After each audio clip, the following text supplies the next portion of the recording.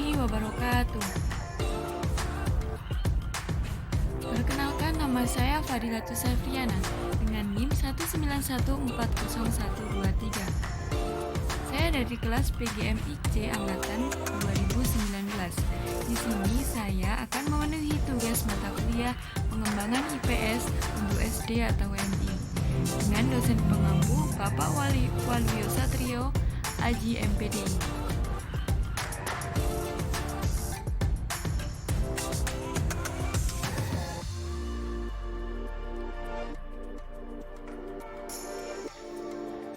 Pada kali ini saya akan membahas materi tentang IPS dengan tema organ gerak hewan dan manusia.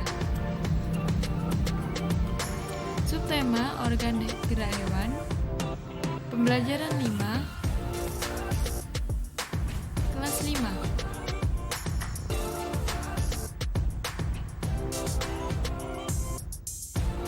Yang pertama yaitu kita akan membahas kompetensi inti.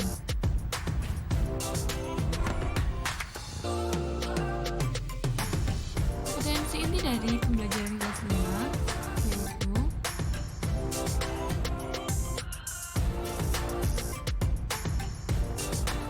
ada 4 KI.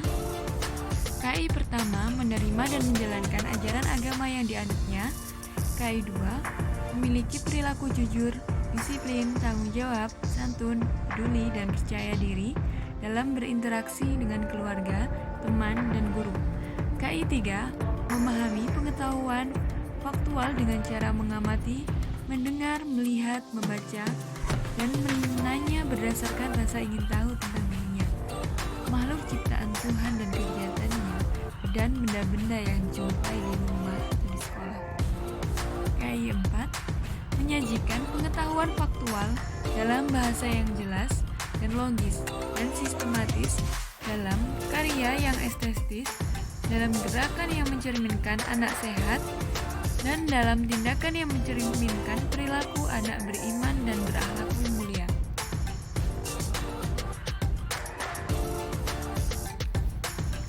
Yang kedua, kompetensi dasar pada pembelajaran IPS untuk kelas 5.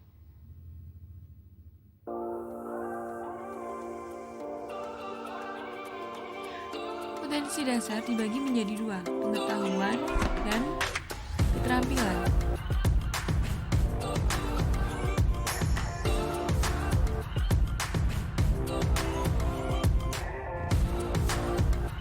Yang pertama, pengetahuan dengan 3.1, mengidentifikasi karakteristik geografi Indonesia sebagai negara kepulauan, maritim, dan agraris, serta pengaruhnya terhadap kehidupan ekonomi, sosial, budaya, komunikasi, serta transportasi. Pada keterampilan, dengan 4.1, menyajikan hasil identifikasi karakteristik geografi Indonesia sebagai negara kepulauan, maritim, dan agraris, serta pengaruhnya terhadap kehidupan ekonomi, sosial, budaya, komunikasi, serta transportasi.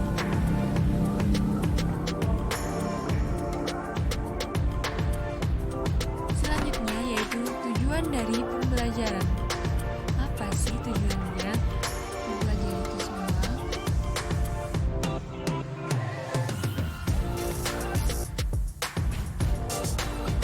Nah, tujuan dari pembelajaran yaitu ada 5. Yang pertama, dengan mengamati gambar peta, siswa dapat mengidentifikasi kondisi geografis pulau-pulau di Indonesia secara tepat.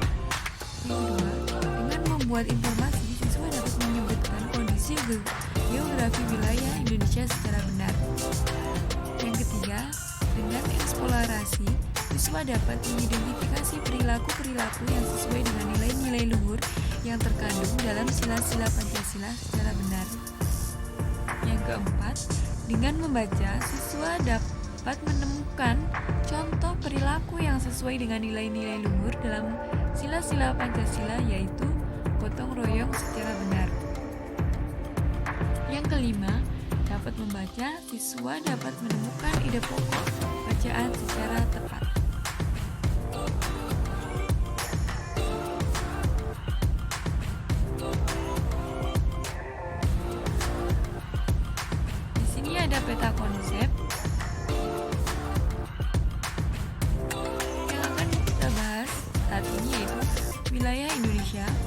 Geografis negara Indonesia, letak, kondisi, serta pengaruh geografis terhadap perubahan musim.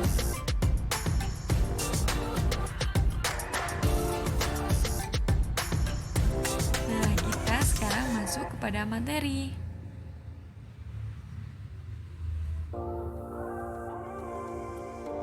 Kita lihat dulu peta Indonesia seperti apa. Peta Indonesia.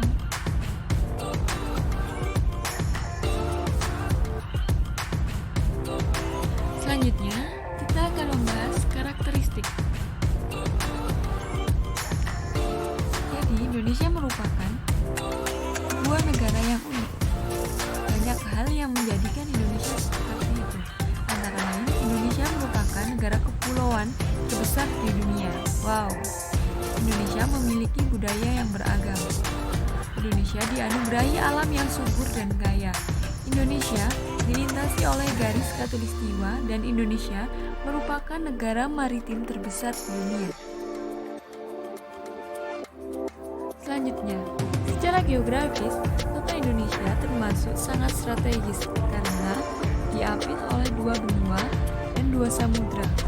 Letak geografis Indonesia juga memberi pengaruh banyak hal hingga disebut kondisi geografis Indonesia yang unik dan beragam. Keadaan geografis Indonesia mempengaruhi keadaan penduduk Indonesia seperti pekerjaan, pola pemukiman, serta sektor ekonomi dan perdagangan.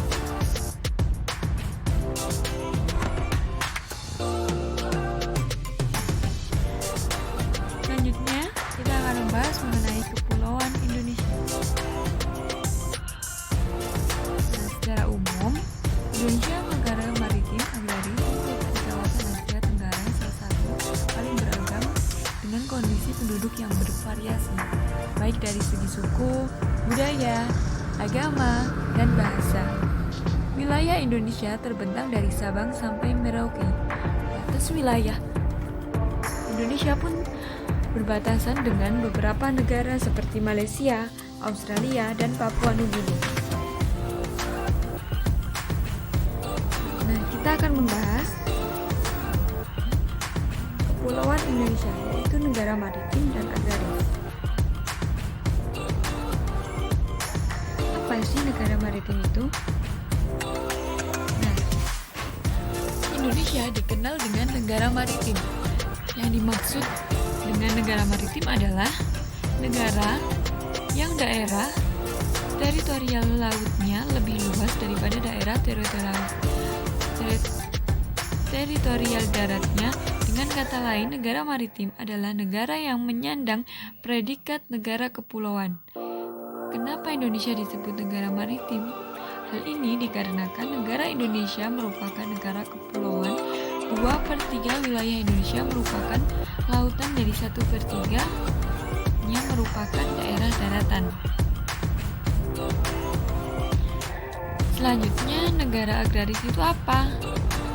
Selain merupakan negara maritim, Indonesia juga dikenal sebagai negara agraris, yang artinya negara yang salah satu penunjang perekonomiannya adalah sektor pertanian. Indonesia merupakan negara agraris dengan luas lahan yang sangat luas dan keanekaragaman hayati yang sangat beragam. Hal ini sangat memungkinkan menjadikan negara Indonesia sebagai negara agraris terbesar di dunia. Wow.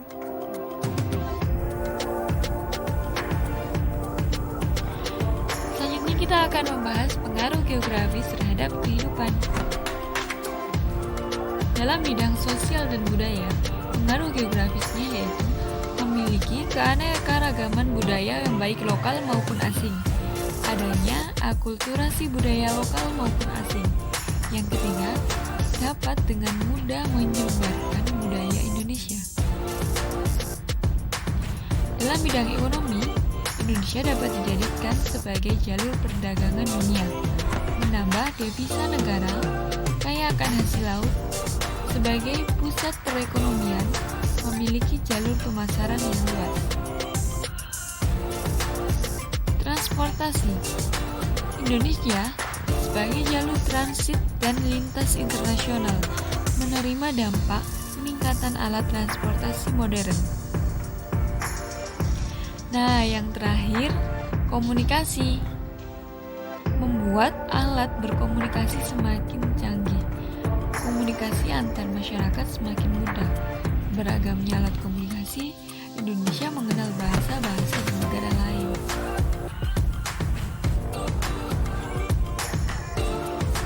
Nah, materi sudah selesai, kita lanjut ke evaluasi.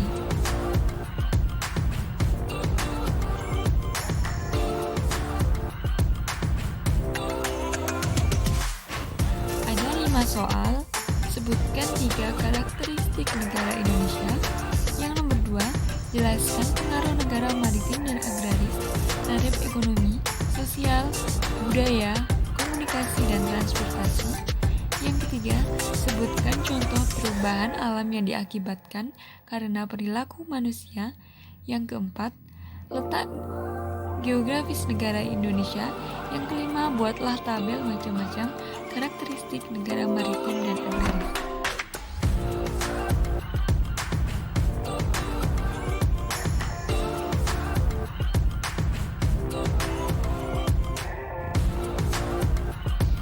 Selanjutnya yaitu referensi atau sumber yang tadi telah saya bacakan.